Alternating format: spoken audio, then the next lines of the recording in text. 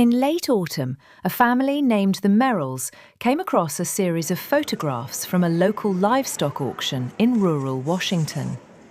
The images showed horses waiting in holding pens, many of them thin, tired, and overlooked. One mare stood apart. She was small for her age, her coat dull from neglect, her posture tense but watchful. The Merrells didn't know her history, only that something about her stayed with them. They later gave her the name Ember. The timing wasn't ideal. Evening was approaching and the auction deadline was close. But Mark and Lisa Merrell decided that if they were going to act, it had to be now. By early morning, the Merrells were on the road with their daughter Claire, driving through steady rain and wind toward the auction site. When they arrived, the atmosphere was heavy. Horses filled the pens, shifting and calling out, each waiting for a decision that would be made without them. Ember was still there. When she noticed the Merrells, she lifted her head and let out a quiet whinny. It wasn't loud, but it was steady, a sound that carried more awareness than fear. Time was limited.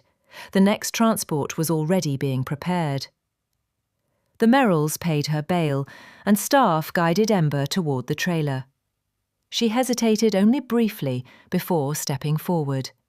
No pulling, no panic, just a cautious willingness to move.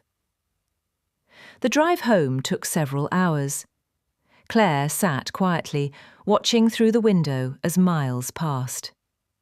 When they finally arrived at the Merrells' pasture, the air felt different, open, still, unhurried. Ember stepped down from the trailer and paused. The grass moved gently in the wind.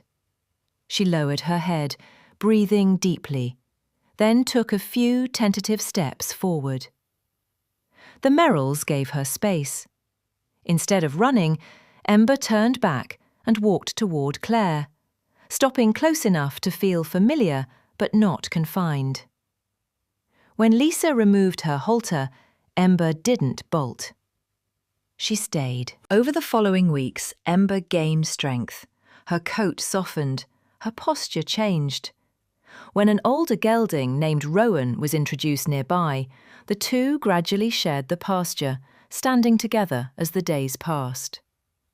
In the quiet mornings that followed, it became clear that Ember wasn't just recovering, she was settling in. What the Merrells had offered wasn't rescue alone, it was patience. And what Ember returned was trust. Sometimes second chances don't arrive loudly. Sometimes they come quietly and stay.